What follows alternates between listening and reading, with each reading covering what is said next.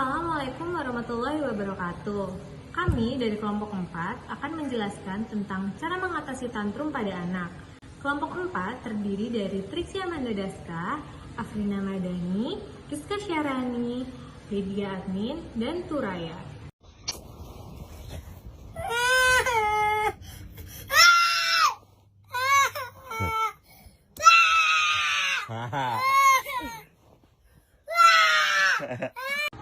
Pernahkah kalian melihat anak seperti itu? Tantrum adalah kondisi ketika anak melampiaskan emosinya dengan cara-cara yang tidak baik, seperti menendang, mengamuk, menangis dengan kencang, hingga membanting barang. Kejadian ini dapat diakibatkan karena kemarahan yang berlebihan atau kesedihan yang berlebihan. Berikut merupakan beberapa cara yang dapat dilakukan saat anak sedang mengalami tantrum. Yang pertama, biarkan anak untuk mengekspresikan emosinya terlebih dahulu dan pastikan segala sesuatu yang ada di sekitarnya aman, terutama orang tua, pengasuh, orang-orang di sekitar maupun barang-barang yang ada di sekitarnya. Yang kedua, beri ruang untuk anak dalam menenangkan diri, karena hal itu dapat memicu anak untuk mengungkapkan apa yang diinginkannya. Yang ketiga, berikan penjelasan yang baik kepada anak. Jika anak menginginkan sesuatu, tetapi orang tua tidak memperbolehkannya, berikanlah penjelasan yang baik mengapa hal itu tidak diperbolehkan, supaya tidak memicu emosi anak. Cara mengatasi yang selanjutnya yaitu dengan cara mengalihkan perhatian anak. Ketika anak kita sedang mengalami tantrum, ada baiknya kita mengalihkan perhatiannya, seperti memberikan mainan yang ia sukai, memberikan makanan yang ia sukai, atau mengajak bernyanyi lagu favorit dia. Dan ada lagi, kita juga bisa mengalihkan perhatiannya dengan cara melihat benda-benda di sekeliling kita, seperti, wah, adik lihat bintang yang ada di langit, bagus sekali ya. Wah, bagus sekali bintangnya. Adik melihatnya, seperti itu.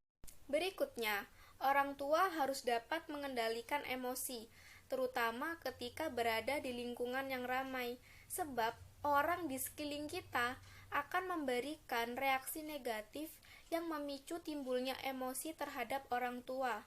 Karena ketika kita sedang marah kepada anak yang sedang mengalami tantrum, itu bukanlah salah satu cara untuk mengatasi permasalahan tersebut. Maka ada baiknya kita sebagai orang tua harus tetap sabar dan dapat mengendalikan emosi kita kepada anak kita yang sedang mengalami tantrum. Memindahkan anak ke tempat yang lebih aman. Pada saat si anak kecil tantrum, orang tua harus segera memindahkan barang-barang yang berbahaya. Barang-barang berbahaya diantaranya adalah seperti kaca dan sumber listrik. Hal ini bertujuan agar si anak tidak cedera ataupun tidak sengaja melukai orang lain yang berada di sekitarnya akibat perilaku tantrumnya. Selanjutnya, tunjukkan empati, yaitu dengan menghindari mengekang apabila anak tantrum, apalagi sampai mencubit ataupun memukul. Beri si kecil pelukan sambil membisikkan kata-kata yang menenangkan. Bentuk suasana positif dan tunjukkan empati kita kepadanya. Pengertian terhadap masalah si kecil akan membuatnya lebih tenang.